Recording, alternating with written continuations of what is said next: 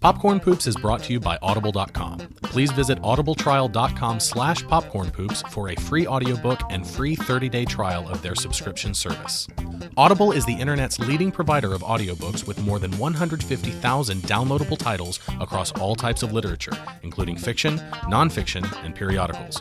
Audible.com is offering a free audiobook download to listeners of Popcorn Poops along with a 30-day trial of their services. This week we're recommending Ready Player One by Ernest Cline, narrated by Will Wheaton. To download this or another audiobook of your choice, visit audibletrial.com/popcornpoops. Be sure to visit the correct URL so they know we sent you, and you'll be helping to support our show. Again, that's audibletrial.com/popcornpoops for your free audiobook. We are the Popcorn Poops. Hey everyone, and welcome to Popcorn Poops, the best married couple movie podcast / commentary track hybrid audio program on the internet. My name is Jessica. And I'm Dustin.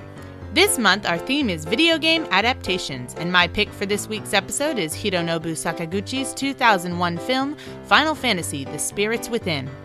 If you are syncing this recording up to the movie, go ahead and start the film, and then press pause as soon as the Square Pictures vanity card completely fades to black.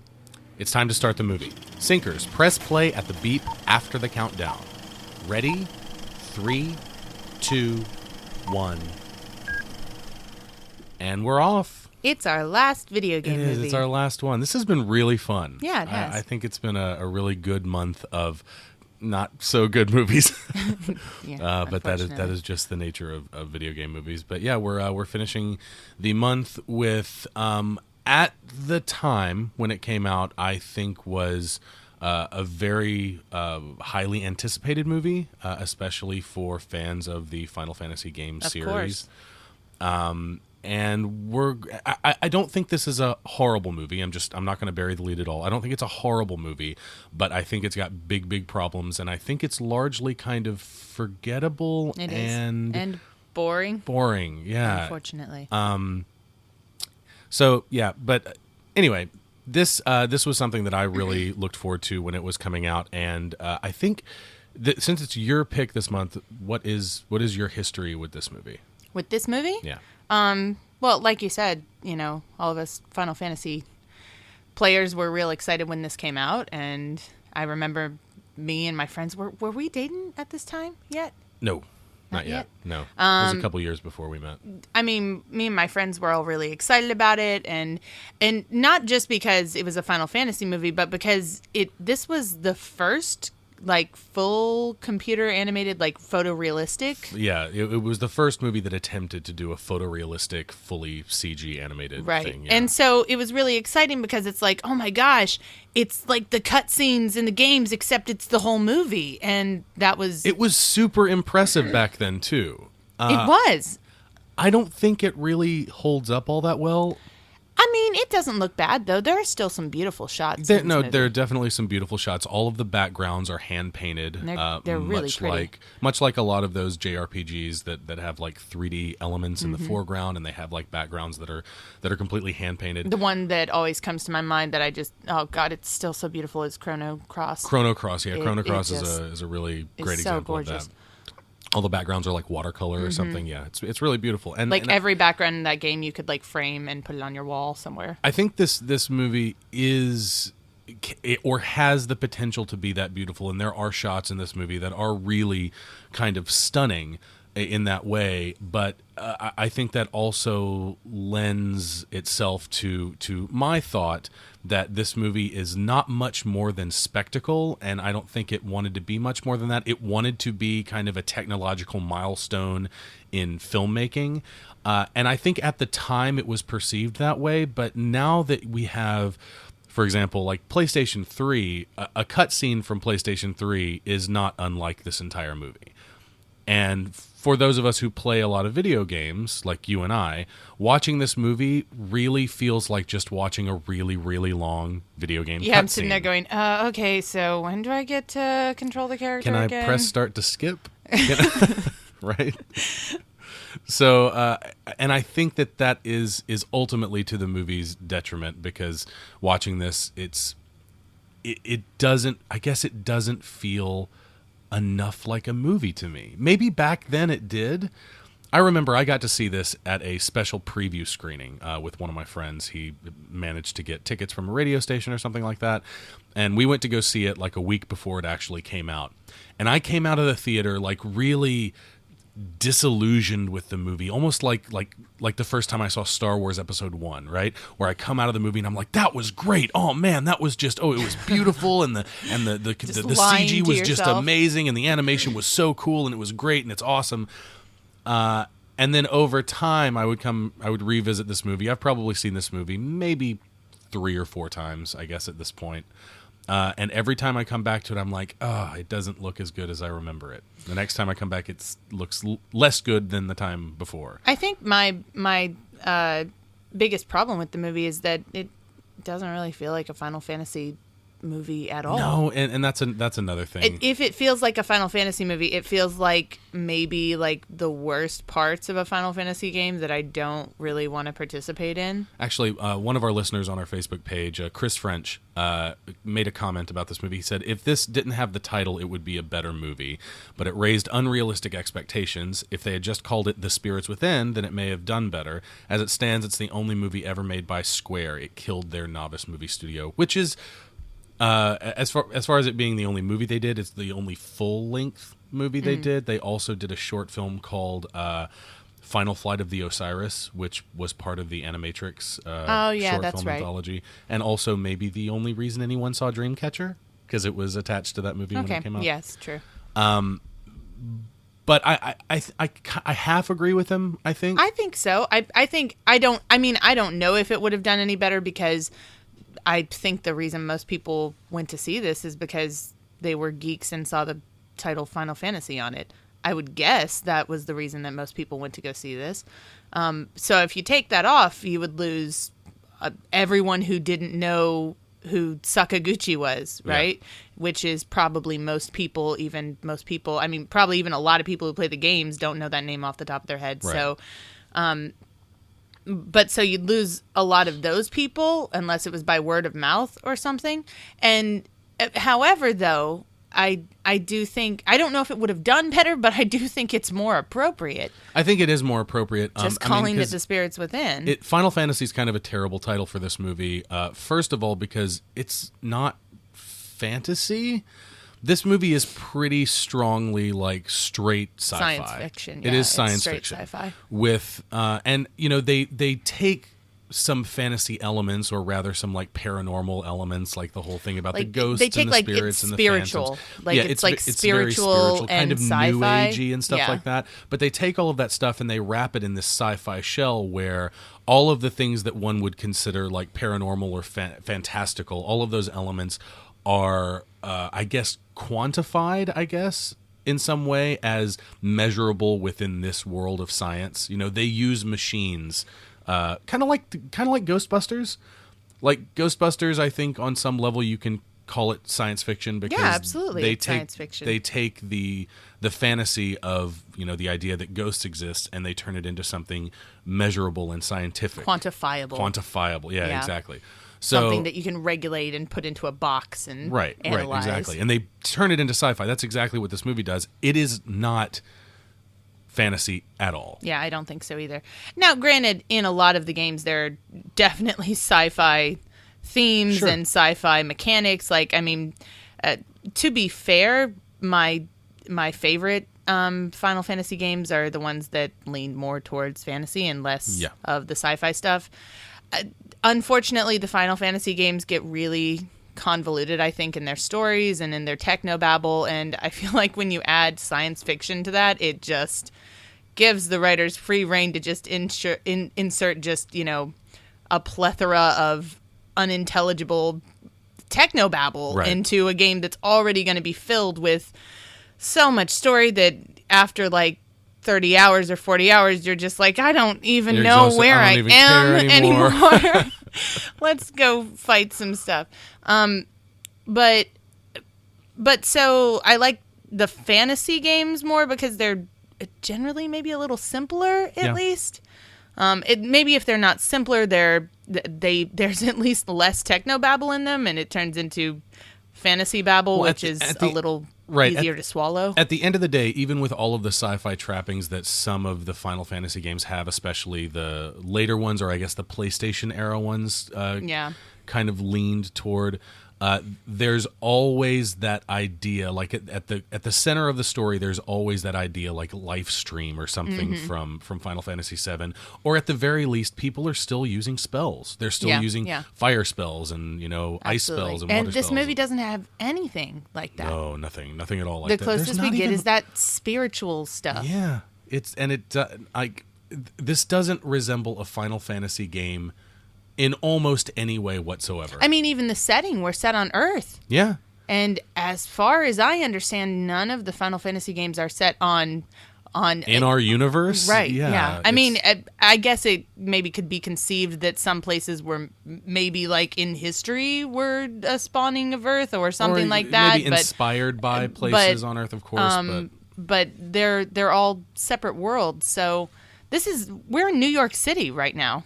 Yeah, we are. So let's talk about what's been going on. We've got our main character, Dr. Aki Ross, who is voiced by what's her name, Ming-na Wen, I think her name is, and she's an actress that I'm not very familiar with, but she is she's been having these dreams where she's on this desolate planet, and eventually we'll get to see more and more of the dreams. But basically, the dreams she feels are some kind of communication from these phantoms that exist on Earth that she's been studying. And what she's doing right now in what they call Old New York City, which I feel like, I mean, this came after Futurama, and the concept of Old New York City to me, like as soon as I saw that pop up on the screen, the little title card, I was like, oh, they're just stealing ideas from Futurama now? That's how you can tell good sci-fi, is when they steal ideas from Futurama. Yeah, then true, it's great sci-fi. True. But she's trying to collect organic life forms, because organic life forms some of them have what they call spirits, and these spirits can be used to. She's working with a guy named Sid. That's one connection to Final Fantasy games. There's always a Sid. Did that start in the first game or the second game? Ooh, I feel like I read somewhere that started in the second game, but then I also feel like I read somewhere that there was a Sid in the first game. I haven't played one or two. So that's a good piece of trivia that I don't know. But he's always like a pilot or something like that. In this movie, he's a scientist, but he has a ship. So I mean, there's not really airships are another kind of stalwart of the Final Fantasy games, and I don't know that you could say that there are airships in this movie because they're all just spaceships. Yeah. I don't know. It's strange. But the Sid in the games is always he almost always is a pilot, or like in 4 he's the leader of the airships for the castle that you're. In 15, Sid is going to be a girl. Really? Yeah, for the first time. Oh, good job. Yeah. Thanks, Final Fantasy. It took us about 1,000 games. So yeah. She's working with Dr. Sid on this project that they are using these organic life forms and trying to complete this puzzle, basically, where they find, and they'll come to explain, 8 spirits, which is kind of similar to. I think this shot here, before we leave it, the barrier city. Yeah. It's at New York City. I think New York. They didn't go full Futurama and just call it New York. It's, if I'm right from the sky shots, I'm pretty sure this is like Lower Manhattan. It's right in Lower Manhattan, right. Because I think that we see the remnants of the Brooklyn Bridge and the Manhattan Bridge. But this whole shot here before, when we could see like the bubble and everything, that looked really Final Fantasy to me. Yeah. Later Final Fantasy, it looked like, I don't know, like something out of 13 or something like that. Okay, yeah. One of the sets like that. Something interesting. This movie came out 2 months before the September 11th attacks, and none of the shots of New York in this movie have the World Trade Center in them. Huh. It's interesting, right? It is interesting. Conspiracy theory. Yeah. Anyway, she's trying to complete this puzzle that is basically kind of This is really important, so go on. Well, I mean, it's the whole movie is centered around this MacGuffin, it's really 8 MacGuffins that they have to collect 8 spirits to complete this wavelength that will kill the phantoms in a way that won't harm the Earth spirit, which they call Gaia. Yeah, I gotta go get that quest item and right. Yeah, I mean that's what it is. It's the whole movie's a fetch quest. So I guess it is kind of like a video game, right? And then the antagonist of the movie, we haven't met him yet, but he's a guy named General Hein. And you can tell he's a bad guy because he has like slick black hair. He's wearing a black trench coat. He's voiced by James Woods, and his name is one letter away from Heil. So, I mean, come on. And his whole plan is to use this cannon that they apparently just spent a ton of money on and just finished building, called the Zeus cannon. And it's proven to kill phantoms, but there's also a chance that it could harm Gaia and kill the Earth. So Dr. Sid is against that. But everybody in I don't know what they are, the High Council, or whatever they are. The exposition room. The exposition room. All the leaders of the exposition room are, they don't believe in Gaia, I guess. And then like later, everyone's laughing at them when they're like, so you're telling me that these are alien ghosts who are trying to get to our spirit, and they're laughing at her, and I'm like, yeah, it is stupid. You're right. You should laugh about it because it's stupid. Yeah, it is. It's real dumb. It sounds really stupid, but within the universe that this movie creates, it's really strange to me that people on this council aren't taking these spirits and things more seriously. Right? Because what else could these things be? They look like ghosts. Right, exactly. Well, what I said before is all of this stuff is observable within science. It's measurable. It's quantifiable. And within this universe, these ghosts and spirits and stuff are not just, as Hein says later, touchy-feely, new agey kind of stuff. It's observable. Right. It's measurable. This is science. In this world, this is science. So it's surprising that they don't take them seriously. Right. It's really strange, and I feel like I think at the core of this movie is obviously an environmental message about take care of the Earth, and also an anti-war message about don't blow up the Earth in war and stuff like that. It's all kind of loosey-goosey though, and it kind of, I don't know. I think to a Western audience, to an Eastern audience, like in Japan, of course, this was directed and the story was developed by Hironobu Sakaguchi, who is the creator of the Final Fantasy series, which is kind of amazing that he was able to helm this big project. Yeah, that is amazing. That is kind of amazing. But I think to an Eastern audience that doesn't have the cultural context of maybe environmental issues in the United States and how it's kind of a bipartisan, left versus right global warming exists or doesn't exist kind of thing. That conflict doesn't really exist here in Japan where we are. Yeah. So in the United States, when you watch something like this and the good guys are trying to quantify this idea that the Earth has a spirit and you have to protect its spirit, which seems, I think, remarkably like religious in nature. Absolutely. Spiritual. It's spiritual, of course. It feels like it's mixing those two things together. I mean, we keep seeing people get their souls ripped out in this movie. Exactly. So people have souls. Right. So they're mixing like those two parts of the issue that usually lie on different sides of the the dividing line, the line of conflict, if you will.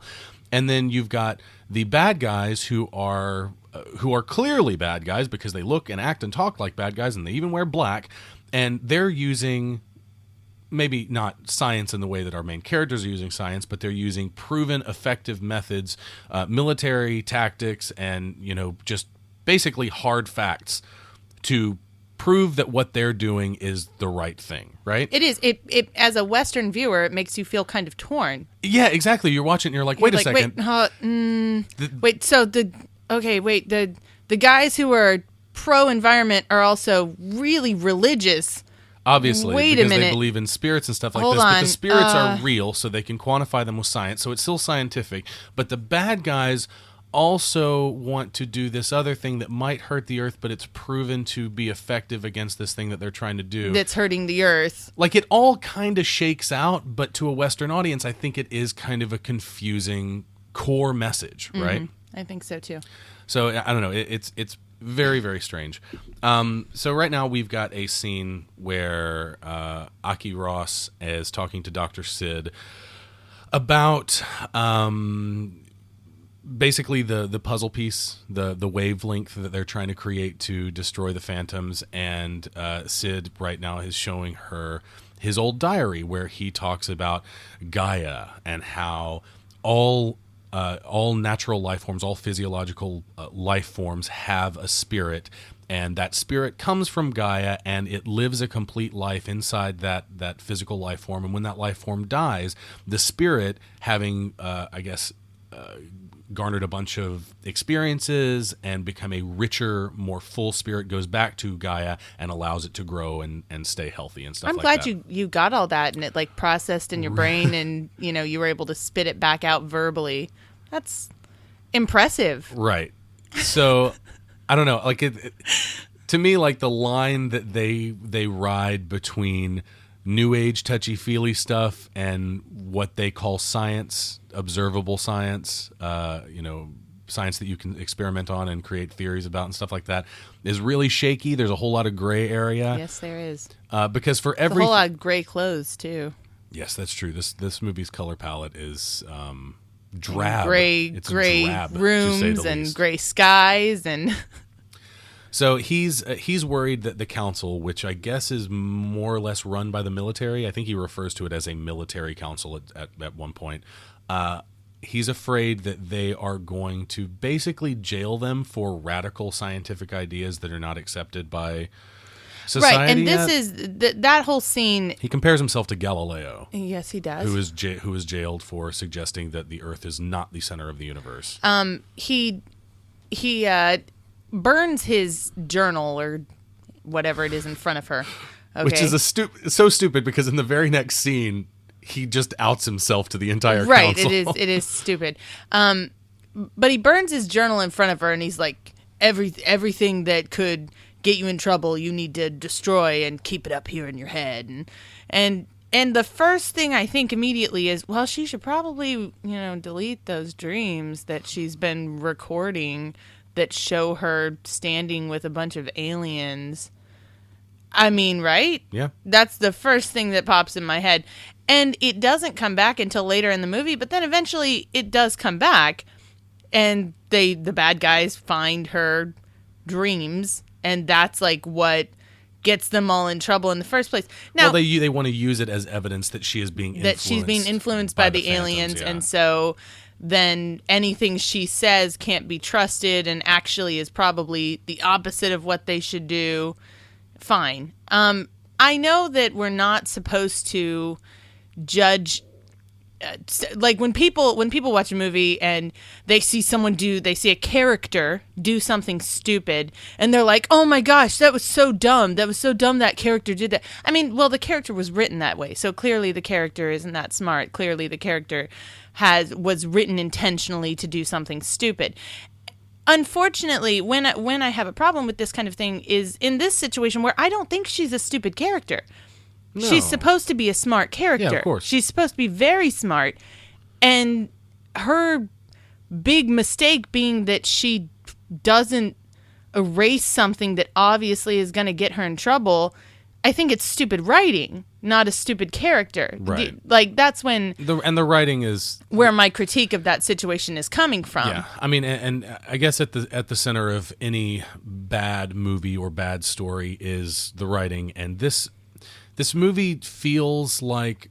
It doesn't feel like it's written quite like a video game, but I think similarly to a video game, it's bad. Yeah.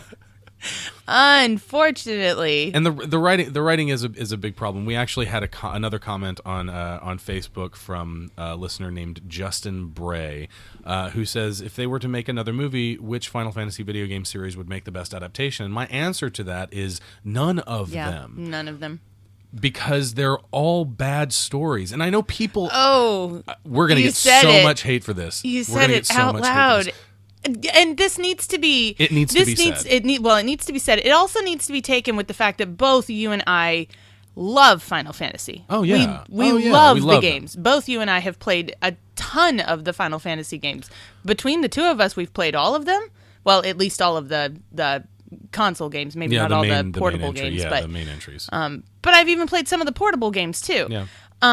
No, we do love them, and it's not to say that Final Fantasy is not capable of creating interesting characters that have interesting personalities and have interesting designs and are very colorful and pretty fun cinematics, to watch, and occasionally some funny dialogue, occasionally, yeah, sure, I guess. Occasionally some interesting ideas and stuff, but generally, at the end of the day, every Final Fantasy game story only exists to serve the set pieces.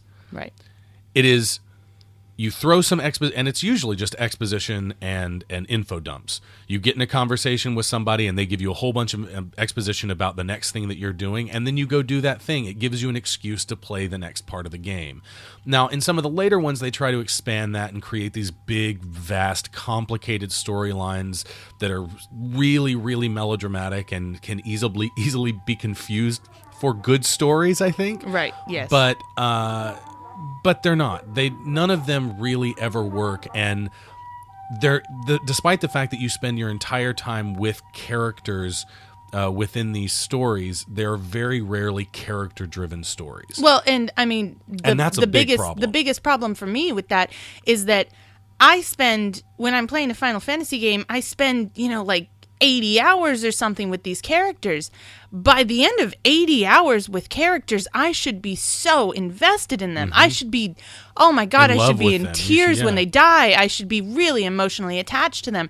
God, even in novel series that have bad writing, for example, the Sookie Stackhouse books, right? Charlene Harris. I really loved the first 7 of them, and then the writing just, I guess, I don't know, maybe she was seeing the paychecks from the TV show and she was just like, I gotta get these out. Doesn't really matter what goes on the page. and the last half of them, and there were, how many were there altogether? 12 or 14? I don't know. And the last half of them were just pieces. But the thing is I continued to read them. I read them until the very end because I was invested in those characters. I had spent time with those characters. I cared about them. I didn't care if they were in a book with bad dialogue and bad writing and bad plot and boring events. I didn't care. Because you cared enough about Sookie to watch her do her laundry and get her mail and all that kind of shit. I know. And when I've spent 80 hours with a character in a game, it should have the exact same effect. Same feeling, exactly. And by the end of any Final Fantasy game, you're so fatigued by this completely plot-driven story that is just plot point, so you can play, and power through the game with a little bit of character development here and there. But, I mean, at the end of the day, I don't... if I think about who... For example, Tidus from Final Fantasy X is as a character, what his character arc is through that game... The first thing that comes to mind is daddy issues. There's a thing with daddy issues, I guess. I'm not... Everything gets so convoluted by the end of the game. They dump so much story on you in the second half of the game, or even in the very late portions of the games. They just dump information, and by the end of it, you're just I don't even know anymore who these people are. We just passed the movie still identification game shot that we used for this movie, and this week's winner was Justin Bray, 2nd week in a row. Oh, nice. So congratulations to Justin Bray. But yeah, I guess getting back to characters and story in Final Fantasy games, the characters can be fun if a little incomplete and really just kind of one-dimensional. They have a path and they walk down that path and that's it. That is their I get character. so frustrated. There's so rarely any complexity to characters in Final Fantasy games, and the most complexity you get usually is maybe the main character. Maybe the main character will have a couple of layers to them, but they're so surrounded and drowned in just complicated storylines that don't matter at all, that only serve to move you to the next set piece, that I mean, by the end of the game, you're so fatigued with all of it that you just don't care. You don't care about the story, you don't care about the characters, and that's not a good sign. I think bringing that back to the movie here, this movie attempts to create more realistic characters, more layered characters. They end up coming off as cliche because I think that the writer's idea of what these characters should be, like real characters in a movie that you expect to see in a real Hollywood movie, is people with kind of some darkness in their past, and then they have to come back together and they're fighting for what they believe in. And it doesn't go much deeper than that. There's no real moral ambiguity in this. There's nothing really as interesting as that. And it's surrounded by this plot that is just barely comprehensible. You can't, I mean, I paid really, really close attention to this movie, and I think I got everything about it. And at the end of the day, it's still really wishy-washy to me. The story, like, I read a comment online about this, and I think it sums up this movie. I think it was a reviewer on Rotten Tomatoes. I can't remember who it is, but the person said, "I have never seen a movie with more exposition, and I still don't know what the hell was going on." Yeah, but isn't that kind of? Oh God, I'm gonna say this out loud. Isn't that kind of how like a lot of Japanese movies get though? Yeah, that is true. I mean, the thing is that it's this weird balance, because at the beginning of this movie, we just directly say things like, she directly says what's her first line, or one of her first lines is something about, "Will I be in time to save the Earth?" Yeah, it's one of her first lines. It's like, whoa, okay, so we know what's at stake. Okay, so the Earth is at stake, and you're gonna try and save. Okay, got it. So like some things are just directly said, and you're kind of taken aback because that's not typically how we go about storytelling in the West. And then on the other half of it, Japanese movies often just go, like, they usually, and we're going to hit this point too, where you think you're done with the movie, and you get to this point where everything seems to be wrapping up, and you're like, okay, we've got it. We're going to have our climax here, and we're going to be, oh no, we've got another hour left. Yep. And that happens in this movie, and it happens in a lot of Japanese movies. About halfway through this movie, you get the feeling you're like, oh, it's wrapping up. We're coming to the end of this thing. Okay, I mean, that's what it really feels like. It feels like we're getting the finished story. We've got this arc. Like, you can feel the arcs and the waves in a movie as you watch it, and this does what a lot of those Japanese movies do. And about halfway through, you're like, okay, we're wrapping up, and you look at the runtime, and you're like, oh, holy shit, we're only halfway through. And that's the point usually where you suddenly just get a massive exposition dump. You just get a ton of new information and a ton of new stuff that you just have to believe all of a sudden. Yeah. And it does that where suddenly it's like, well, we can make this thing and we'll put it on your chest and you can absorb, but then we can't do this because of that and this rule that I just told you with my mouth and whatever. And you get all this information and you're like, okay, but I'm not invested in any of this. And I thought we were done. And some of the lighting, and like, it gets look so convoluted. Look at the lighting in this scene where you've got two of the characters that seem to be more neutral are lit from the side, and then you've got Hein, who is basically lit like he has a flashlight under his chin. Yeah, well, it's like the most basic, like, obvious. There is no bad subtlety guy lighting whatsoever to this at all. It's ridiculous. And then in this scene, like, we've been talking over a bunch of this stuff, and for a movie that's got such a dense story that is kind of impenetrable in some ways, we really need to be talking about what's going on in the movie. But basically, Aki Ross, after having Sid throw away his old diary because he's afraid that he'll get arrested or something like Galileo for his radical scientific ideas, they're in the council room, and then Sid just totally outs himself and says, oh, yes, I believe in Gaia, the spirit of the earth. And Aki's like, what the hell are you doing, man? You just threw away your diary, right? And you just told me not to talk about... we're not... Okay, whatever. Like, these are the exact people that we're not supposed and then to talk to about this. And then she one-ups him on saying stuff out loud. Like, he says, don't worry about this, I know what I'm doing. But he doesn't actually have a plan. It's Aki who actually fixes the situation by saying, listen, I have proof that our methods are working because I have a phantom inside me that is Which is surrounded. like an infection, I guess. They treat it like it's an infection. Like, yeah, they treat it like it's an infection, but when they come in contact with phantoms, it sucks their souls out, but they can I don't also understand get phantoms how inside you them. can get a phantom inside you without getting your soul sucked out. I don't know. But anyway, she has a phantom inside her that has this membrane around it that's made up of the incomplete wavelength that they've been working on together in order to wipe out these phantoms. So she activates this thing on her chest, and it projects like the phantom with the little sphere guy around it. And they're like, "Oh my god, okay, well we'll give you some extra time to work on this project, and we won't use the Zeus cannon."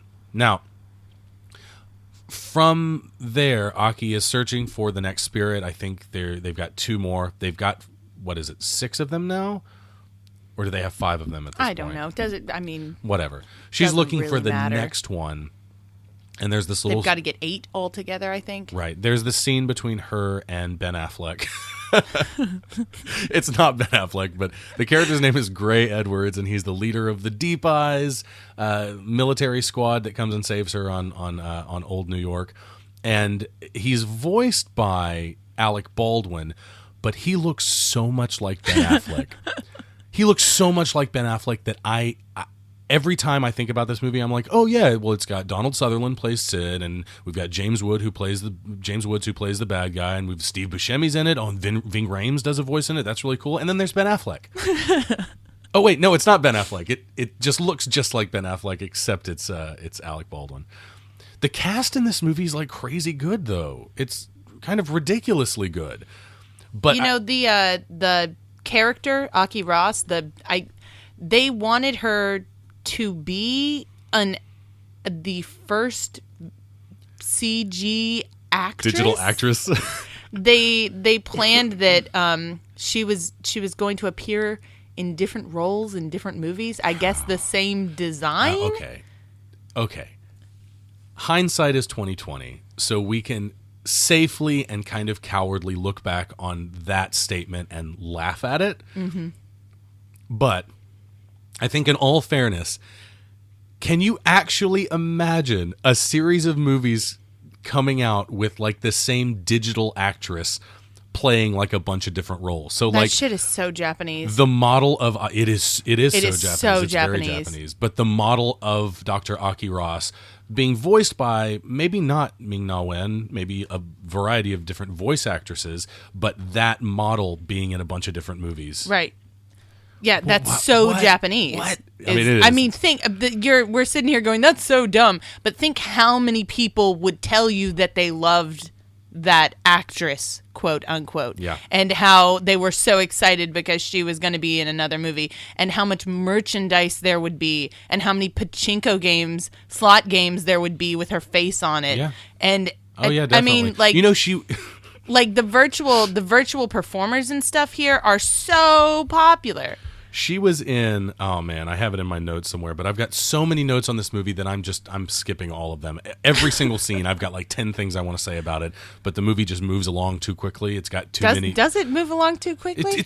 There's too many scenes. There's too many scenes of like little dumb exposition, and then they do something, and they move along and do another little piece of exposition. But somewhere in my notes, the year this came out, Aki Ross, the character of Aki Ross, was in Maxim magazine. What? As like one of, what was it? It was like the top 100 hottest people in of 2001 or whatever. God, that's so stupid. And of course, it's the first and only digital woman. Yeah, because then after that, they were like, "Oh God, this is we shouldn't do that." So it's she's in an issue of Maxim with wearing like a bikini or something. Yeah. Thank you, Japan. I really appreciate it. Please continue doing that because I love it a lot. So anyway, after they do the whole thing at the council where she reveals that she's got this phantom inside her, that we have a little bit of scene. That skull inside that helmet looked really terrible, by the way. Some of these shots, and this movie was made over the course of 4 years. So a lot of the stuff they made back in like 1997 that they started working on, they had to continually... It took 4 years and 200 people working continuously, too. They had to continually retouch so that they could keep up with technology as technology was advancing. And I think it's really obvious in some scenes and in some shots in particular that some stuff just looks better than other stuff. Like some stuff is really obviously the newer I think technology. the Phantoms look pretty dumb. I think the Phantoms look terrible.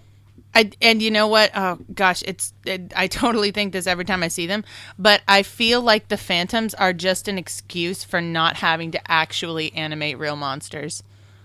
Oh, Wow. Like you get away with being like, look at these giant horrible monsters, except you can only kind of see them. They're translucent. They look more like temporary models, like right, exactly. that are supposed to be. They didn't have place. to do texture. They didn't have to do weight and stuff like that because they're all floating in the air. Yeah, That's really interesting. I think it's just when I watch it, I'm just like cheap, cheap, cheap, cheap, cheap, cheap, cheap. Not that this was a cheap movie, because it wasn't an expensive movie that went way over budget. Yeah. It was like 137 million, I think, to make it, and it only made back like 85 million, Ooh. which is why the person on, I think it was on Facebook, talked about Square Pictures going down. They did go under. This was the only largely thing believed that this basically. bomb was the reason that Square Pictures went down, which makes sense because that's a massive loss. Can you imagine what kind of movies we'd have if this this was successful? Like the stuff that Square would have made after this. What in the world kind of movies would we have gotten from Square? Would we have gotten a Mana movie, like a Legend of Mana movie? Would we have gotten a Chrono movie? I mean, I would like to see stuff like that. It's not that I don't want to see it. I just didn't enjoy seeing this. I mean, look at that. Come on and tell me that doesn't look like they were just like, well, that's interesting. We don't have the time or the money to actually. So basically, these. what's going on right now is they were at the Tucson Wasteland looking for another spirit, and while they're there, they get attacked. Of course, again, like it's basically the exact same situation that happens in old New York City when she finds the little plant, and as soon as she finds it, all of the monsters show up, and they have to like defend her as she retrieves the spirit or retrieves the plant that contains the spirit. The exact same thing happens. She finds a spirit inside the oval pack, which is like a power pack on a dead soldier that's in the wastelands. Mm-hmm. And they have to explain it away. It's really, I don't understand why they introduce elements to this movie that they feel the need to create in order to create more exposition. She's like, oh, it's inside the oval pack. Well, why is it inside the oval pack? Well, as you know, the oval pack contains bioetheric energy that is made from, biological spirit energy or whatever. So it's totally possible that energy That's could what I'm be a talking spirit. about. Just like they make up rules. It's like they see something and What's then the they point just of that? say a bunch of stuff Why afterwards. couldn't it have been a fucking fish or something?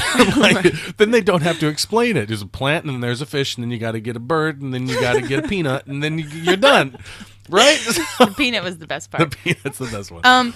Now, I will say, though, I think, and I don't want to go way into it, because if you really want to listen to us talk about Shinto beliefs and stuff that, then please go listen to like the Totoro episode or something. Yeah. I don't want to go into it with this movie, but I think that that's probably a major influence on the whole spirit. I mean, it's definitely, obviously, a major influence on the whole spirit thing in this movie. In Shinto beliefs, there are spirits in everything, and not everything natural too. Sometimes there's spirits there are statues and things for man-made things and for like occupations and things like that too. It's like saints. It's like the saints in Catholicism. Kind of like that. There's like a patron saint of the internet and stuff like that. And the word is kami, and people mistranslate that as God a lot, because when you say God, it really gives it a much larger feeling than it really is. Like in English, the word God is a much more aggrandized version of what a kami actually is. I think spirit is a better translation for it. There are spirits in everything in Shintoism, and so that kind of makes sense to me with this stuff, like her finding a spirit in a backpack, and her finding a spirit in a bird, and her finding a spirit in a plant. It's like, I mean, obviously it's in a peanut. Would have been a better movie, I'm telling you. So they were at the Tucson Wasteland, and when they left, they had to leave in a hurry under basically the same circumstances as in the very first scene in Old New York. But as they're escaping, Aki's like chest plate starts malfunctioning, or she has a problem with the Phantom. The Phantom is basically slowly killing her because the membrane that's around it is an incomplete wavelength. It's only kind of a temporary solution. So she passes out from the pain and has to be carried to the ship. And there are soldiers that are accompanying the Deep Eyes, like Gray and his group of wacky joke-telling friends. Oh God, their banter is so bad. Awful. It's like so awful. It's like Joss Whedon on cough syrup or something.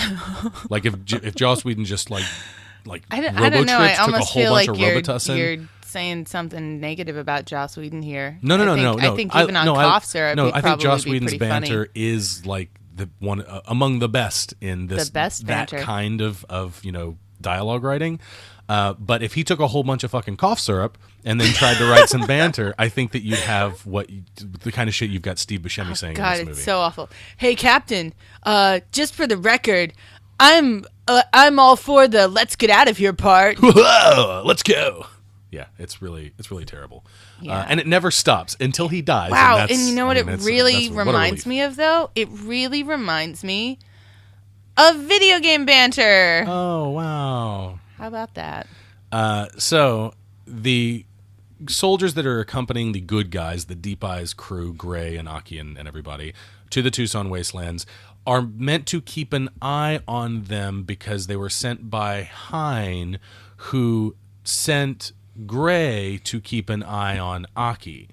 There's a whole scene where the Major, I don't think he has a name, but the Major is actually, what's his name? He's voiced by an actor who was in another Final Fantasy game. Matt McKenzie, who voices the Major, is the only actor in the film that actually starred in a Final Fantasy game, because he would later voice Auron in Final Fantasy X. That's cool. So in this scene, cool tie-in. In this scene where Gray is talking to the Major and Hein, Gray is told to go and keep an eye on Aki because Hein feels that she is being influenced by the Phantom inside her, and if she exhibits any quote-unquote abhorrent behavior, she is to be arrested and brought to Hein immediately. Because Hein is a general, he has jurisdiction, or he can obviously pull rank on Gray and all of his guys. So he says, "You go do this." And then when Gray leaves, he's like, "Major, send some of your best men to keep an eye on them." Yeah, it's the stupidest thing, because you're just like, wait, if you don't trust the guys who you're sent, why don't you just cut out the middleman and just send your guys. best men instead of sending people who then you have to also spy Gray, on? I want you to go keep an eye on this lady. And then Gray leaves and he's like, "Major, I want you to go keep an eye on Gray." It's so and the other thing is, do they not know that they're in a relationship together? I mean, no one except for those two characters acts like they have it, because even Gray's Deep Eyes friends, like Neil and Ryan and Jane, everyone, even no one the dense knows. combat buddies, they what do you mean they don't know? They know, though. They can sense it. They can sense it, but they didn't know before. That's fine. They don't know. These are like military covert operations guys. They should be looking into that stuff and doing background checks and making sure, like, if they're trying to follow her because she's so important to saving the planet, and they really think that they've got to get her out of the picture so that they can save the planet, then they'd be doing everything they could to find out about her and what makes her tick and her motivations and whatever. Something like a relationship that she was in with a military officer is pretty important, and they don't know about it. Everybody knows about it. Everybody else, you say nobody knows about it, but everybody noticed. Like, after 5 seconds of them talking. I wasn't saying that. I was saying that no one knew about their relationship beforehand. So maybe Hein wouldn't have a reason to know that. But he could look at them for 2 seconds because that's what everyone else did. Has he seen them interact? No, but I mean, they were in the council room and they gave each other longing stares. Fuck eyes. When they were talking about saving people who'd been infected by phantoms, and right. she looks at him and she's like I saved you. So when they're on the planet, so once it's established that they're looking for these spirits, right? And then they go to the Tucson Wasteland and they drop the little energy beacons that make all the phantoms like gather in one place so they can kind of do their business without the threat of phantoms and whatnot.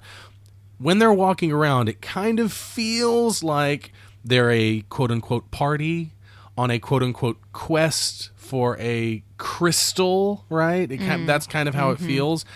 But I don't understand why they couldn't have had made each member of the squad a character with a different, like, vital job, with a different outfit, with, make it feel like a JRPG, make it feel like a Final Fantasy game. I'm not saying that this has to be based on any one game entry in the Final Fantasy series. But not just the same military guy, military girl. Yeah. Okay, we did it. Okay, yeah. We did it. They're all wearing the same costumes, and then you've got Aki Ross, and she's the only one who wears anything different. What would be so hard about saying, oh, well, we need this guy to do this, and then we need this guy because that job is also vital, and it's a team of people that are gathered to do This guy's the mechanic, and things. he wears these clothes and has these tools on him because he's the mechanic for the Exactly. ship. This guy's the medic. Use those game tropes to give characters something to do and also tie it back to the games. And it gives you really, really surface personality, too. Which like any personality is better than none. I would take surface personality over zero personality. Right. So, I don't know. I think there were so many little ways that they could have made this feel like a Final Fantasy game, even if it is like a new entry. I mean, hell, they could have done something dumb like they do with Final Fantasy 11 and 14, which I don't really feel like are real Final Fantasy games because they're online. And had they done something dumb like the Final Fantasy movie is Final Fantasy, 10 or whatever wasn't out at the time, whatever the next one would have been, right?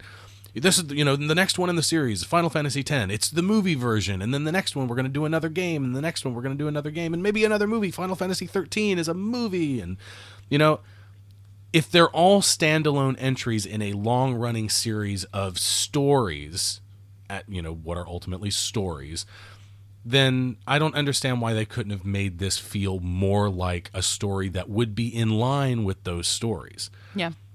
This just feels like standard, like, science fiction. Which goes back to the comment. Not even highbrow, like middle-brow. I keep quoting Hein because I kind of agree with him in this. Touchy-feely. The science fiction in this movie is really touchy-feely. Yeah. It's so strange. It doesn't, like, it's science fiction, and I think you can't argue that it's not science fiction because it's all, in the movie they quantify all of it with science, but it all feels really weak sauce. It is weak sauce, and it's convoluted weak sauce. Yeah, I don't know. Like, we're really ragging on this movie. Is there anything that you think the movie does well? Anything that it does well. I still think it's pretty. I mean, I know you're saying that, like, it doesn't look good compared to today's stuff, but I think not anymore. I think there's some pretty stuff in it. I think this is really super Uncanny Valley. Like, when people watched it back then, we didn't really have a word for it back then. I don't remember Uncanny Valley being in kind of the public lexicon of how you describe that feeling that you have when you see, like, a facsimile of a human that... I don't know. It doesn't look real enough to me anymore that I get the Uncanny Valley feeling off of it. Oh, really? It's not that good anymore? It's not that good to me anymore. When I say it looks pretty, I mean that there are specific shots in this movie that I think are really beautiful and creative and give me that Final Fantasy feeling and that I still enjoy looking at. Most of it does, though, look like this. We're in the jail scene now where we've got 3 side characters on one side and 3 main characters on the other side. And they're sitting there talking and plotting, like, what they're going to do. Well, why did they leave them in a jail cell where they could sit and talk to each other and plot? I mean, I don't know, but what they're talking about right now is where the movie, I feel, becomes really, really stupid. Like, this is the plot point that's just like, I'm done at this point. And that is, in a previous scene, a couple of scenes ago, Aki had a dream. She finally finished her dream, and she finally understands why the phantoms are there, which is kind of what she was trying to figure out the whole time, along with trying to find these spirits to complete the wavelength. But she, according to her dream, the phantoms were alien beings that lived on another planet, and they were at war with one another, and through their war ended up destroying their own planet. And the way they got to Earth was a meteorite, a chunk of their planet came off, flew through space, and landed on Earth. But of course they wouldn't have survived the trip, because they would have just been biological life forms floating on a meteorite flying through space, or a meteor. I guess if it's in space, it's a meteor. And then when it enters Earth's atmosphere and lands, it becomes a meteorite. They wouldn't have survived. Well, I think they all died when the planet exploded. They all died when the planet exploded, and their ghosts traveled to Earth on the meteor. Mm-hmm. Yes. So it wasn't intended as a transportation device. It was just a chunk of their planet that just so happened to fall to Earth and was full of ghosts, of alien ghosts. Mm-hmm. Yeah. So that's where the movie, to me, becomes completely stupid. I mean, it's unique, right? No. No. There are other alien ghost stories like this? I mean, no, but I don't know. Okay, yes, I guess it's unique in that no one else has been dumb enough to do this story. But it's really ridiculous, right? And they're in the jail cell right now, and they're delivering all this exposition about this. And in this particular scene, we've cut back to the jail cell, and now they're trying to plot their escape, which to me seems really kind of strange, because Gray was given orders to arrest Aki if she exhibited any kind of strange behavior because of her phantom. She obviously does. He went against orders because he's in love with her, and then he was arrested for going against orders along with Dr. Sid and all these people. So I don't understand why, as a soldier in the military, he's trying to break out of military prison. Yeah. You'd think that he would just wait and be like, okay, I guess I've got whatever's coming to me. But he's talking to Neil. They're trying to save the world. He believes her now. Yeah, I guess. And so. now we get separated. Now we get separated for just a second. It's okay. The party will regroup in a second. Like Mortal Kombat. Don't worry. They'll just pop up behind them. It's like, oh, hey guys. Oh, hey, what's up? Yeah, so they do get separated. So now, of course, Aki and Gray are separated into an elevator while the others go off somewhere else. And these phantoms, I don't know if you got this feeling, but these phantoms can move anywhere. They can fly anywhere. They can pass through solid objects anywhere at any time, right? Yes. And there are so many close calls with the phantoms that I'm just like, the phantom could totally still just kill you right now. Like I don't know why the phantoms aren't more proactive about killing them, because they're in the scene, in the shot that we just saw where they're in the elevator, there's like these phantom tentacles behind her, and she just kind of jumps out of the way, and then the phantom is just kind of outside the elevator, just staying there as the elevator slowly descends. And I guess the phantom's like, oh, it's moving away from me. Well, I guess there's nothing I can do. But one of my questions was why do the phantoms take their souls? Why? I mean, she says they're angry and confused, I guess, because their planet blew up and now they're ghosts on a different planet. That's fine. I'd be angry and confused, too, if my planet blew up and I was a ghost on a different planet suddenly. Why are they taking souls? What do they do with the souls once they take them? What happens to those souls after they are taken? Well, ultimately it is a means to an end, and the end being that everybody in this movie fucking dies. Yes. Like every single one of the Deep Eyes. Yes. Every single one dies. Yeah. And they use the whole soul-taking thing to be like the last-ditch effort on the part of Aki and Gray in order to get the completed phantom wave that she's been working on into the alien Gaia. So toward the end of the movie, and we're still only like a little over halfway through this movie. Yes. which is shocking because all of this feels like end of the movie, last act stuff. Yeah, it does. It does. And that's what I'm talking about with these kind of movies, is that with these kind of movies, with Japanese movies, with a lot of Japanese not all, movies. Absolutely not all. They're a lot of Japanese action and science fiction movies specifically. They feel like they do this kind of thing where you think you're at the end and then you're actually only halfway. Oh my gosh, this scene here where they're driving in this little car, the little dune buggy. Their little dune buggy, and they're going through the building and trying to get out of the building. It totally reminds me of the end of Halo 3, where you're driving a warthog out of an exploding building and trying to make it to your ship on time. Totally reminds me of that. Yeah. There was a nice little line, like immediately after Aki says that, or reveals that these things are ghosts from an alien planet, alien ghosts.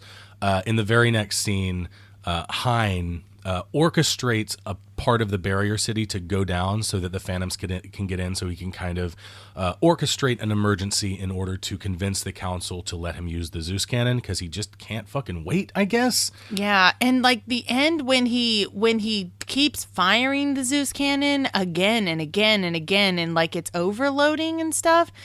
I don't get it. I don't understand his motivation. He's just nuts. Like there's no, and they try to explain it in his character as he lost his wife and daughter, so he kind of wants revenge on the Phantoms, and the way he wants revenge is to just shoot the fuck out of them, I guess. I mean, if we're this high up in the military, and like apparently these are the top dogs because they've got the cannon that, is going to save the world or destroy it, right?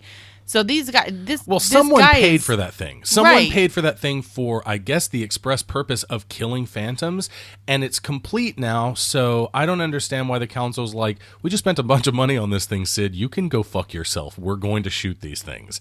Right. But instead, they're just like, oh, well, okay, we'll wait. A little bit, yeah. But the space cannon can wait. The $40 billion we spent on it can wait. I don't understand. Like, again, if he's just straight out crazy, don't they do background checks and stuff on these people? I'm serious. If the whole thing is, well, he does what he does because he's just nuts because he lost his family and he's a crazy person. I want to know what his military history is. They should be doing psych evaluations. Yeah. By the way they're holding themselves in this shot, just look at how they're walking, their facial expressions. One of their buddies has just been impaled, and they just left him to die. And they were just like, "It's okay, we'll come back for you, and we'll leave someone to stay with you." No, you guys go. Don't leave. Just give me a gun. And they walk off, and the shot of them walking off, they just look like they're just okay, we're going. I'm gonna go get that other quest item and gonna go stick it in my arc reactor in my chest, and then and then we're gonna finish the movie, maybe, or not. Oh my god. I really didn't mean to hate on this movie so much. I didn't either, because I think of the video game movies that have come out, it is one of the better ones. It might be the second best one that's come out. Oh, God, that's so sad. Isn't it so sad? I mean, I think that Silent Hill is by far the best one, even with its problems, which we talked about. It's still a fun movie. I still enjoy it. I think as a movie, Final Fantasy might be the second best. That's really sad. I think as far as like enjoyability, though, I think I enjoy watching the Super Mario Brothers movie. I told you we should have done a Pokemon movie. There are like 15 Pokemon movies. Which one would we do? Just the first one. The first one? Yeah, just do the first Pokemon movie. I don't know. I felt like that was cheating. I wanted to do like Hollywood really bad adaptations. Oh my God. Are we going to do some good movies soon? Well, next month is Best Picture winners, so yes, we've got 80 some odd years of the some best, of the best movies of ever the year. made. So okay, we'll finally. I'm get to tired some of good movies. bitching about stuff because I feel like most of this month has just been. The only thing we'll have to worry about in the Best Picture month is not giving enough commentary because we're watching the movie and being like, sorry guys, this is a really good Yeah, scene. that I'm and just that gonna watch this. most of them are like 1,000 hours long, so... Oh, yeah, that's true. A couple of the ones that we've picked, we're not going to mention them yet because that's part of the surprise.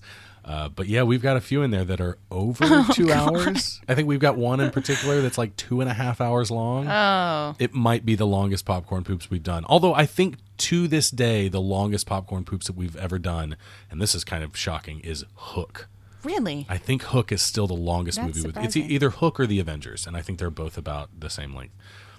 So we're here trying to get Aki's ship to work, but it's on lockdown right now because they took it away from her. Did you... And Jumping back just a little bit. When they drove into the station, when, Gray is like, we got to drive through the station. And they're like, what are you talking about? Are you crazy? And his it friend... was good impersonation. and Ryan's like, it's the only way. So they drive past a huge Phantom to get into the station.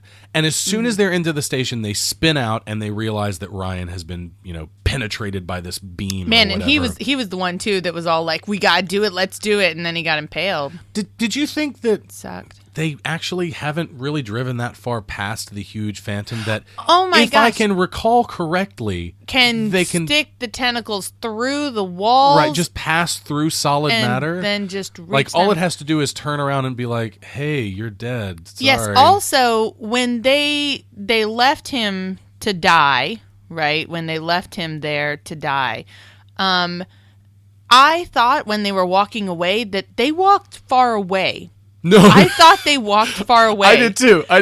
Because they're just like, it's okay. Well, we're not that far. We'll come back for you. We're going to go get the ship. And then you realize, because we're about to get some shit's going down now. We've got more characters about to die. We're just killing them off right here because we don't need them anyways. Did you like the little banter where he's working on the little whatever it is that's attached to the ship? He's talking. And he's talking and he's like, "Can we stop talking now? I'm trying to do something. Concentrate. I'm trying to concentrate." Yeah, it was really clever. God. So, God. So, anyways, though, I thought they were far away, and like the girl one of the military guys. This one, I don't know what her name is. I don't remember. Jane, have you noticed that her nipples are always visible? No, I haven't. Have you noticed that? I guess you did. I did notice that her nipples are they created nipples that show through her shirt that you can see in every single scene that she's got like a tank top or whatever. Again, thank you, Japan. Right? What? Why? Right? Yeah, I can see him now. Oh, look at that. CG nipples. Why? Why? So she doesn't wear a bra? She's in the military. She's running around all the time and carrying like heavy weapons and stuff and having to do like combat acrobatics and shit, and she doesn't have a bra on? That's what you're telling me?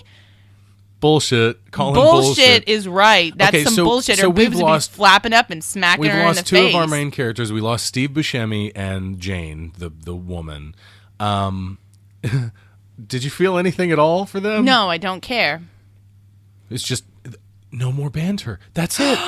The I banter's do care. done. I do care. The banter's finished. They Yay. aren't going to say stupid things to each other anymore. Robo-tripping Joss Whedon is dead. Yay.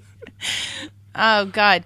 But yeah, so like now we're going to get some longer shots here where we see the ship and the giant Phantom. And then you can also see like the area where she went and she got I don't know what she needed them for. She got like some canisters with green stuff in them, and she was using it to power something. the ATV that they're going to use later when they land. Oh on the yeah, planet. to make the barrier thing around Yeah. there, right? So she got some of those, and then we realized that wow, they're all right here in the same little area. Wow, look. Okay, see this? Now and we've got then- Ryan who's shooting the same Phantom, and now we get a real long shot right there, and they're right there. Yeah. You could throw a football and peg him in the head. You could. The Phantom could throw a football and peg him in the head. And I thought they were See, and there's the thing right there with the canisters, with the glowy canisters that she used to power the stuff. Yeah. It's all right there. Yeah. So I guess it makes sense why they weren't more upset when they were walking away from their impaled friend, is because they were just like walking like 5 feet away, right? I was certain that they were like going to another part of the city and we're going to have to come back for him or something. No, it's just all in the same place. And when he started shooting, at first I was certain that he had like found a way to drive up to them. But no. No, he's just right there. And so now he's dead. So now we've lost 3 members, the back to back. 3 secondary characters of the yeah, Deep like in the Eyes scene group. where they were on the jail cell. I told you had the 3 who will survive. who will survive-ish toward the end. Who will survive this part. And then the 3 that are totally expendable. And it's divided. They're in separate cells. They are. You did see that, didn't you? Yeah. Okay. See? Right on. So yeah, the movie that's foreshadowing. The movie is projecting. Ah, I see. Foreshadowing. Uh-huh. Mm-hmm. Is it? I think so. Are we going to use that term with this movie? I think maybe I was mistaken. No, I think it was actually someone else. When they were on the Tucson wastelands, one of the characters. Did you notice that after we know who the characters are, suddenly the main characters' uniforms change? Like they don't have. I didn't notice that. So, in the very first scene where they're in old New York, they have like the suits on that look like the big armored suits from like Fallout that have like the glowy eyes and stuff like that. Yeah. And you can't see who any of them are. You can only hear their voices. And then after that scene, of course, they take off their helmets. We get to know the characters, so to speak. Sort of. As much as you do in a Final Fantasy game or a movie. Right. And then when they go back to the Tucson wasteland and they've got Heinz soldiers with them, Heinz soldiers still have the suits on that where you can't see their faces or anything. But then all of our main characters have these like masks or these helmets on that are like only partially covering their faces so you can see who's who. So for some reason, after the first scene, they get new armor that it just conveniently allows you to recognize who they are for the audience. Yeah. I don't know. I found that a little bit strange. It is strange. I mean, there's some cool shots. Like this is kind of a nice shot. I don't know. There's some interesting colors. I love the space stuff. I think the space stuff looks really more. Really of the movie nice. should have been in space. Yeah.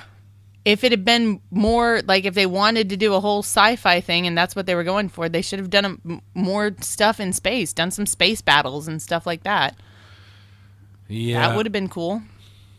So, in this scene right here, we get to witness CGI Cryface and Kiss. CGI Cryface and Kiss, and I've got to say that the CGI Cryface doesn't work. It's really, really awkward, and I don't know. She just kind of opens her mouth and goes, ah, ah, ah, and you're like, oh, I guess she's crying. That's weird. The Uncanny Valley totally affects me. Like, I think it still affects me. I mean, it affects me a little bit, but I guess my point is that CG is so much better now that this is so this obviously is so fake. Obviously not real. Yeah. So okay, so we're getting Cryface soon, and we're also gonna get. I guess it's Cryface. Yeah, is that Cry? Yeah, that's Cryface. Yeah, okay. She's doing it. Is it? I guess I'm not sure. I think they forgot to render the tears. And then they're gonna kiss, and this brings up an issue that I have with video games, and it works with this because this is a video game movie and it's CG. Looks like a cutscene from a video game. This is kind of like the scene in Final Fantasy VIII with Squall and Renoa in space with eyes on me playing. Right. Had the kind of romantic floating and holding each other and kissing and whatnot.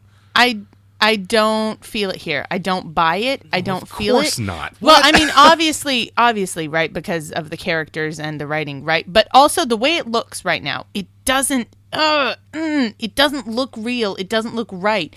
And this is a major problem for story writing in video games. This contributes, the fact that this kiss specifically was the best of its time. It highlights a problem that is. It highlights a pervasive, problem it highlights a problem that's pervasive in video game storytelling, specifically romantic storytelling. This is a big issue of mine because I play a lot of video games, and I really want to be invested in my characters, and I get pissy because I don't think that they write video games for women because they think women don't play video games mostly, which luckily is changing these days. It's been different for a long time. It's just perception is wrong. I mean, yes. Like more than I guess the last time they did I'm not saying it's changing. More women are playing. I'm saying more than perception 50% of women are gamers now. Like right, more than 50%. And I know that's that also a lot of that's also a lot of like cell phone gaming statistics and still stuff counts. like that. But it still does count. And though I'm talking never about disparage a casual gamer. Ever. No, absolutely not. And though I'm talking about more time-consuming console gaming and stuff, RPGs and online RPGs like WoW and whatever. I mean, I'm also talking about action games, whatever. I'm talking about the fact that they don't write stories for women. Right. They write stories for men, which means that largely the relationships are a afterthought. They're an afterthought to the games. And that's very frustrating for someone who is a woman who plays video games, who wants to see, my motivation a lot of times when it comes to being invested in a story is being invested in the relationships between the characters, and surprise, romantic relationships matter to me. And they don't do it very often, and when they do it, they don't do it well at all. I cannot think of a single example of a romantic relationship in a video game that I gave a shit about. And I have... You don't play dating simulators, though. Oh, God, please. No, I don't. Or visual novels. No, thank you. I have a sense of pride. Oh, no. Oh, that's not fair. It's not. Actually, I have played a visual novel, and I've played some on iOS, and I think they're fun. So, but what I'm thinking of is some of the Japanese shit that the copious amounts of the porno games that they have here. That's what I think of when I think of visual novels. But my point is that I have looked and looked and looked for a video game that is that has a good love story in it, and I can't find one. And people, like, when I look on forums and stuff and try and see what people suggest, they're always bringing up Final Fantasy and shit like that. And I'm like, no, please, no. Actually, I know what good writing is, and I know what good relationships and writing, how that looks, how that's represented, and it's not represented well in these games. And one of the most intriguing things I ever read about it was a female video game designer was talking about the fact that it's so difficult to visually convey emotion, especially emotions that are subtle, like attraction and romance and love. It's so difficult to convey that's the major reason why they avoid it. Yeah, I mean, I can see that. I don't know. I think a lot of it also lies in the fact that the writing isn't there. I think writing accounts for a lot. And I think writing is an afterthought in video games most of the time. I think that once you get the writing there, that's the biggest step in the right direction. And then from there, as technology advances, you can work on, the subtleties of human facial expressions and stuff like that convey these little, barely detectable emotional changes and things that are very important to conveying like romantic stories and emotions in ostensibly human characters, right? So, I mean, I think the first step is the writing, and then we can continue to work on the technological aspect. Do you have an example of a video game that you think has good writing? Yeah, The Last of Us. It does. I think right. I think The Last of Us is, and I could be wrong. I think The Last of Us is probably, not that I'm wrong, it's an opinion, but of the games I've played, I think The Last of Us probably is the best written game I've ever played. It is. I'm invested in those characters. I care about them. By the end of that major game, fuck. you care. Major fuck. I mean, it's like God. That was the first time. It's very cinematic. It feels like you're watching a movie. The first 10 minutes of that game or something. It was the first time I sobbed in a video game. Devastating. Yeah. I I was just captivated and destroyed. As far as like comedy writing and stuff like that goes, I think that video games have been able to do it. The Portal games are very funny. They are I think funny. they're genuinely funny, and I think the jokes are genuinely good. And I think that there have been some, it's here and there. It's very spotty, but there have been some examples from throughout gaming that you can see that, especially I think the comedic side has progressed a lot more than the dramatic side of things. But we're getting there. Yeah, thankfully we are. We're thankfully getting better. There was the one example I always come back to is when I played Advent Rising forever ago, back on. Say what you will about Orson Scott Card. Right, yeah, he may be a homophobe. Raging homophobe. Go fuck himself. But he's a very famous science fiction writer. If you don't know him, Ender's Game. He wrote Ender's Game. From the Ender Saga. So, like, it was written by him, and by the script for Advent Rising was written by him and Cameron Dayton, who writes for Warcraft and Starcraft and Diablo, that kind of stuff. And I, now granted, I couldn't finish the game because the mechanics are basically unplayable.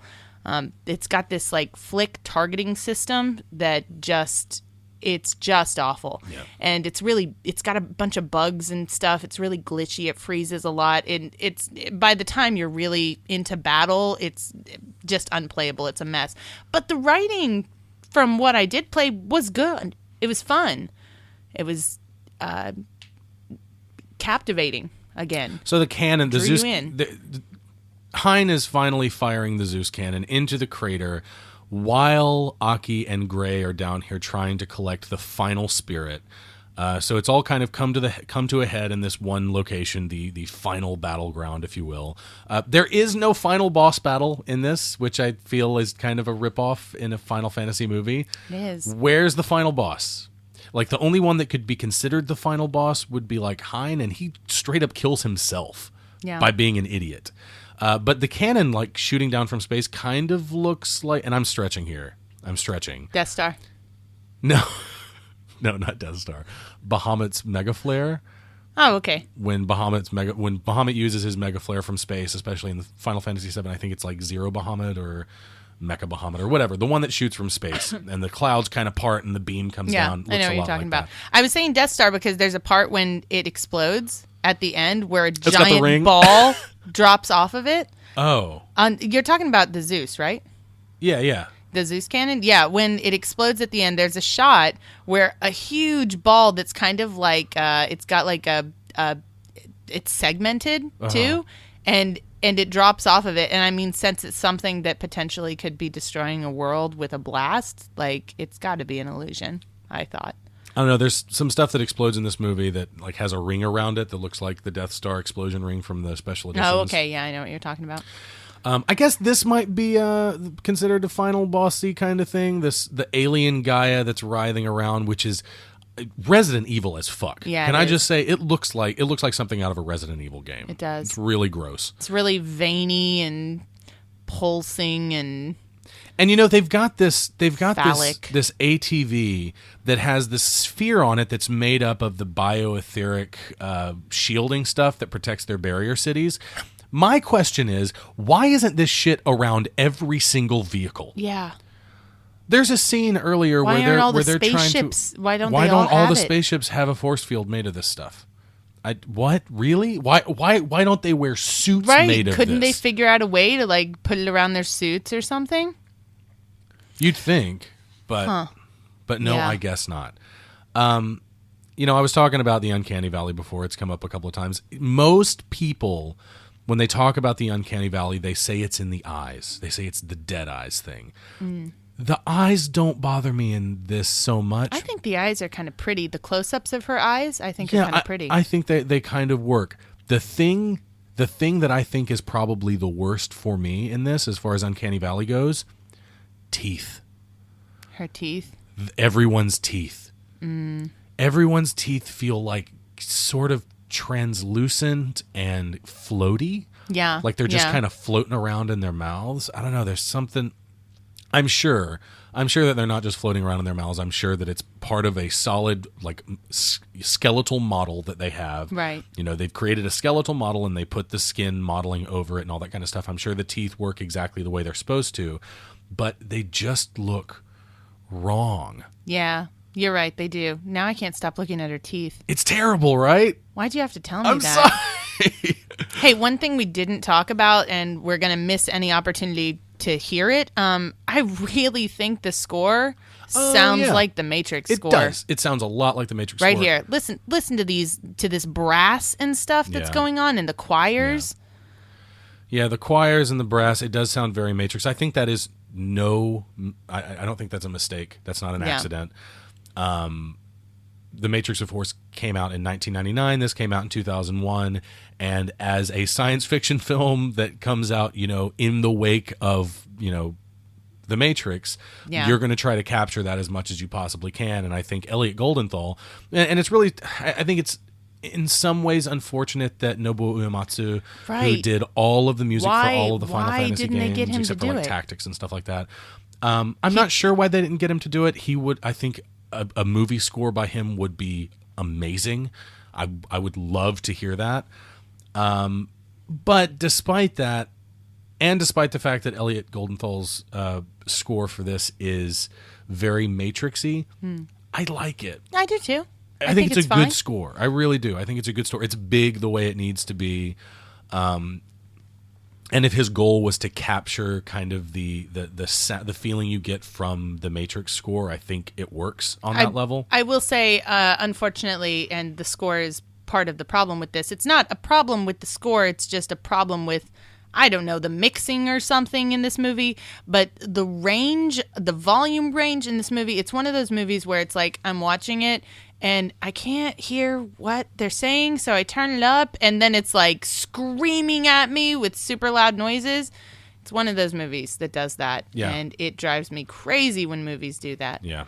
I remember years ago when I first bought the DVD, it was one of the first DVDs I ever bought and played it on my PlayStation 2, and I think this might have been the first movie where I realized that was a common problem, or the first time I realized that problem, which ended up being kind of a common problem with DVDs. I read online when I was looking this up because I was frustrated at one point. Apparently, when you're watching things in VLC, you can do a fix called the dynamic range compression, and you can fix it so that I guess it doesn't go above a certain point, and like the vocals stay up to a certain point. Oh, well, that's nice. So I always wanted that back in the day before. If only DVD players like had VLC, something like that. Yeah, right? Exactly. Like, please don't go louder than this volume because I have neighbors who are going to be really pissed off at me. So, you know, Hein says some stuff. I can't remember exactly what the line was, but it's already passed. But Hein says something that kind of makes the audience, or makes me believe that he actually believes that Aki is being influenced by phantoms. But up to this point, I thought that was just his ploy. I thought that was the card that he had to play to get his way. I never felt like he actually thought she was under the influence of phantoms. Did you? No, I thought he was just playing it. Yeah, I thought the same thing. But there's a line when they're having a conversation about him, you know, firing on this crater. And he says, now we have to do the opposite of what you're saying because exactly. Yeah, you're under the influence. That's of what phantoms. it is. He says, well, because you're saying that, then I know that the course of action I'm taking is the actual one. But he's still just crazy there. You think so? I think he still doesn't actually believe that she's under the influence, but he's just crazy. I don't know why he continues firing the Zeus cannon. I don't understand it. When they tell him that it's too much, he kills all those people on that cannon, all those workers. Yeah. In that station. Oh yeah. He kills them. Why? Just stop firing it, man. Let it recharge. I don't get it. So I think that this movie has forgotten something that it established really early on, and that is that you cannot see phantoms without a scanner or without shooting that thing that she shot at the beginning that's got the little the little fireflies looking thing. She shoots this thing into the sky that looks like a flare, and it explodes, and these little tiny glowing light things come down, and when they land on phantoms, you can see them with the naked eye, but you can also see them with scanners. Now, they even mentioned that specifically when the phantoms were invading the city, and one of the characters said something like, "Why can we see them?" And I guess Gray says it's the residual energy from passing through the barrier that's like sticking to their bodies. So why can they see them now? Right.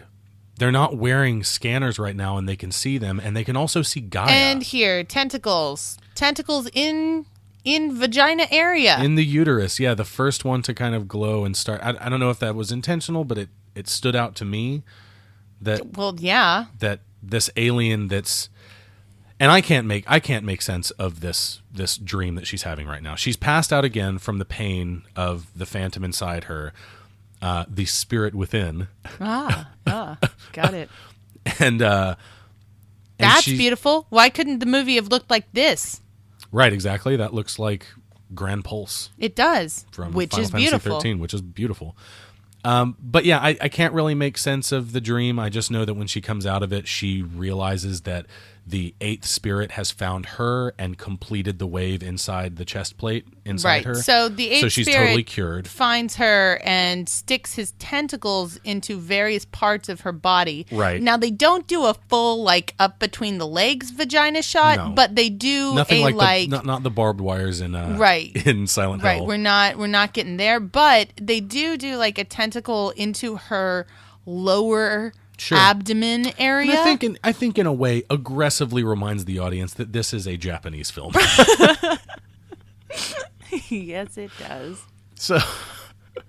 So now that she's got the completed wavelength because the phantom found her because she had a dream, because that's how she saw it to be, even though the audience did you get that from the dream, or that what? That the phantom had completed itself, or the wave had completed itself inside her? Yeah, no. And then she comes out and she's like, "It found me. It's completed. I'm cured. It's all done. We can just go." And I'm like, "Oh, is that what that was? Okay." Okay, sure. Thanks. Sure. Sounds good. So now she's going to plug her chest plate or whatever, plug the wave into the ATV and use the shield generator as a projection method to project the wave onto the alien Gaia and all of the alien phantoms to try to cure the thing. What are they trying to cure now? Cure the phantoms? They're trying to fix the story. I don't know.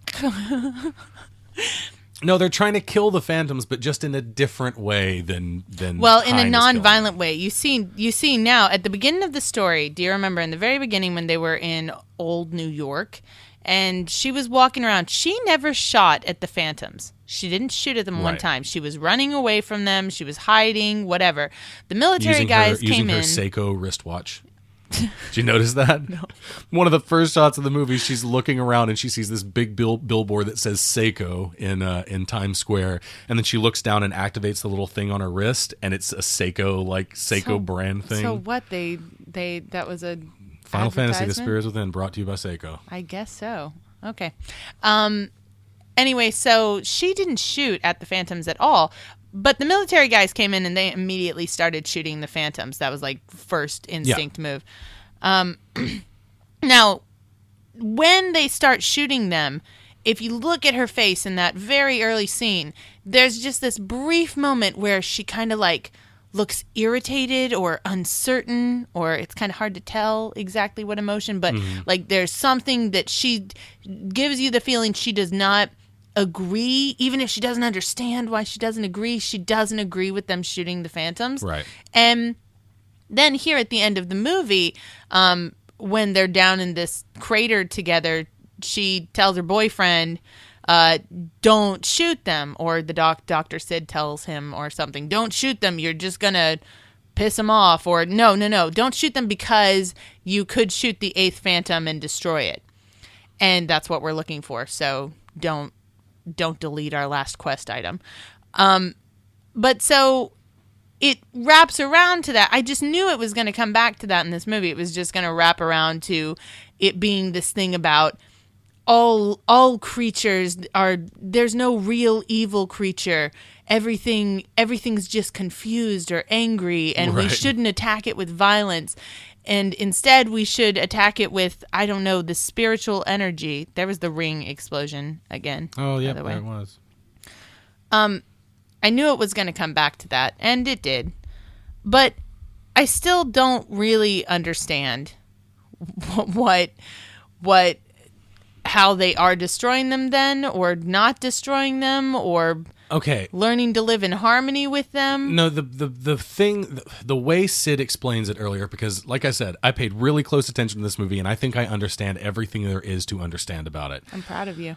I had to lose some childhood memories in order to fit it all into my head, but it was not worth it. In the council room scene, Sid explains, and he this is the best part. He literally says, "As you all know." Oh, good. Before delivering a chunk of exposition, which you just know that's how you write. So, right, yeah, that is. Aspiring screenwriters, if you want to get something across, make sure your character says, "As you all know." As you all know. And then he says it. And then say the information.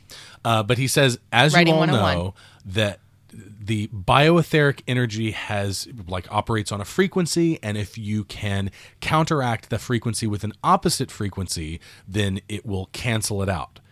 And he uses this science I remember say, that vomit of information. Right. He uses that science, quote unquote science, which there is some grounding in actual science. Like that's how noise canceling headphones work. Okay. Like sound operates obviously on a frequency, and if you introduce the opposite wavelength to that frequency, then it'll cancel that sound out, and then you get a purer sound, and the sound that you want actually comes through the headphones. So what he's doing with his science is he's trying to finish this opposite wavelength so that he can cancel out the phantoms without harming Gaia. Because Hein's whole thing is that if he shoots the Zeus cannon into the Earth, it will kill phantoms, but it's also going to kill Gaia, because all it does is destroy bioetheric energy. That's all it does, is just completely obliterate it, all of it. Right. So what he has to do... Which is what's happened now, because Gaia has been destroyed. Right, exactly. And taken over by all the phantoms. Right. So what he has to do is he has to find these 8 different pieces of spirits that contain different parts of the wavelength in order to complete the wavelength, and then he can cancel out the phantoms without harming Gaia. Mm-hmm. So that's how that whole thing works. And she's collected them into her arc reactor. And now she's gonna pass them through her boyfriend. Yes, so she's holding on to Gray's hand, and the alien guy is passing above him. He's reaching up into it and letting it take his soul, and the completed wavelength travels through his body into his soul, and then thus into the alien Gaia. She was pretty easy to convince to let him die. Yeah. Instead of her, because conceivably, couldn't she have just jumped into the abyss? Couldn't she have just run in headlong into a phantom and then it would have absorbed her? Yeah, it kind of goes unsaid, but I guess there is a moment where she's like, "Okay, you can die." Okay, I guess we both don't have to die. You're already injured, clearly to the point of no return. Is he? No, he's not. And all of this right here, this shot right here with the beam of light shooting into space, to the movie's credit, this does feel like a big JRPG ending. Yes, it does. Very much so. I really do think I also like here how the little glowy blue particles are floating up and bring us back to the image from the beginning of the movie when the red particles were floating down. Right. Some reflexive imagery there. We've got some stuff going on. The movie's nicely bookended with visuals. I don't think it's a bad movie. I think No, I don't think it's oh man, that's really hard. I don't think it's an explicitly bad movie, but I think that it's got a lot of problems that keep it from being a good movie. I don't think it's a good movie either. My big problem with this movie is that it's boring. Mm-hmm. Is that the only times I've ever watched this movie, and I've watched it, I think maybe this time around taking notes for it was maybe 3 times, the third time or so.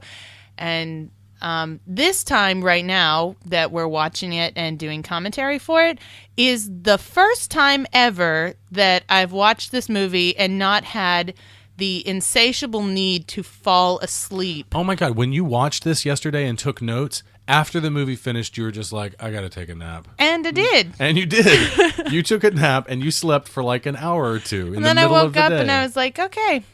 All right. I've good. slept off Final Fantasy. You don't need sleeping pills. You don't need alcohol. Nothing like that to aid you. No marijuana. All you've got to do if you want to have a restful sleep is just watch Final Fantasy: The Spirits Within. It is very solipsistic.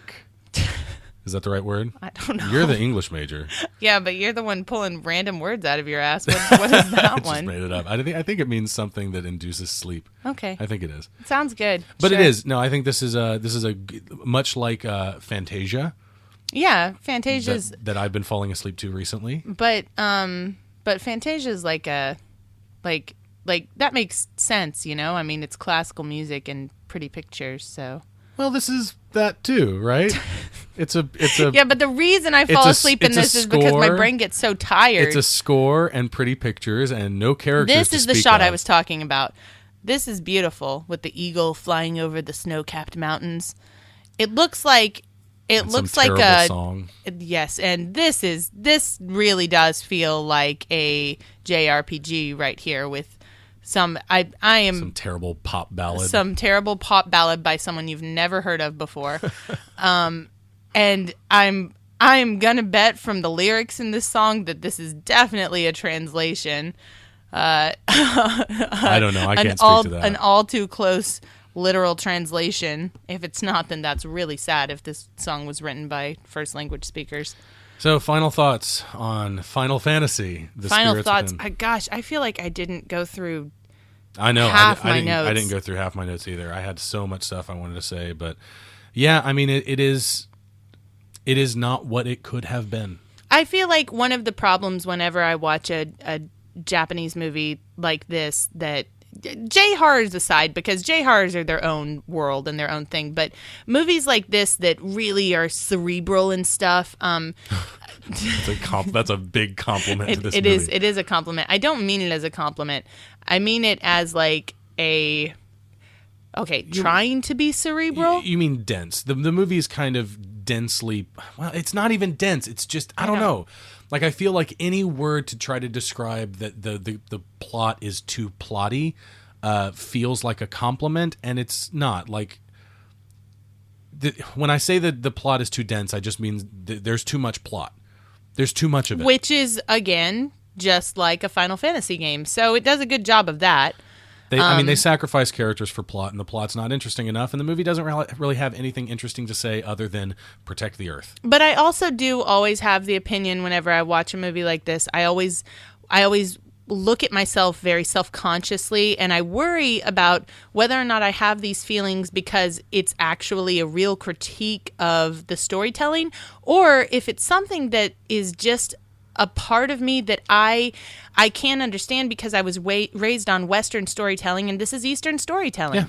Yeah. And I think there is something to be said about the cultural difference of storytelling. I think that's fair. The geographic differences in storytelling and how possibly this comes across to Asian viewers very differently than it does, to Western viewers. I think it does. And that's a good point, and I think that's a good place to end the podcast. And for the record, before we end, we do love Final Fantasy. We do. I think that's clear. I think it's clear that we do, though. Okay. Now that we've reached the end of the movie, we'd like to read a 5-star review that we received on iTunes. This review comes from Dad1153 with the subject line, "Great, refreshing way to rewatch great flicks." And Dad1153 says, "It's rare to find a podcast with genuine chemistry between its participants, and when you do, it's a thing of beauty to listen to. Popcorn Poops manages to not only pull this off, but then it throws on the double feat of being A, a great listen-along podcast, as well as B, entertaining commentaries while watching the actual movies they're commenting about. Jessica and Dustin have an easygoing rapport that doesn't leave huge gaps of silence, a pet peeve of mine for commentaries, shows they've done their homework, and present their opinions with class. I disagree with just about anything they think of Gremlins, which I adore, but that didn't keep me from enjoying their take on this Joe Dante classic.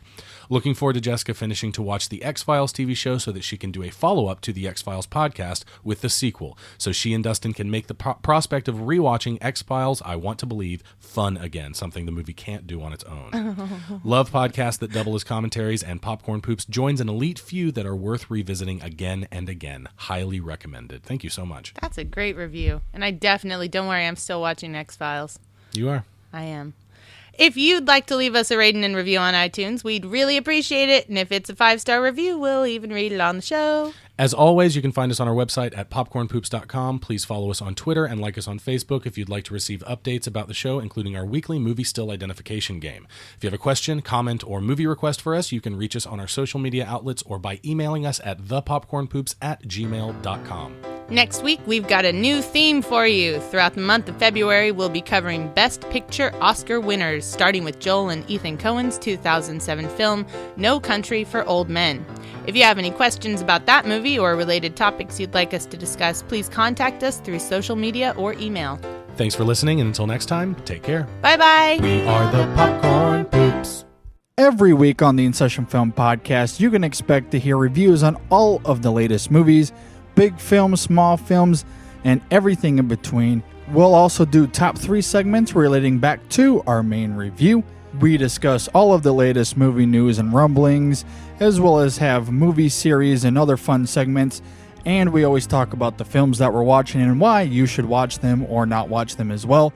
If you want to learn more about the In Session Film Podcast, check us out online at InSessionFilm.com. You can hear our podcast on iTunes, Stitcher, SoundCloud, TuneIn Radio, and so much more.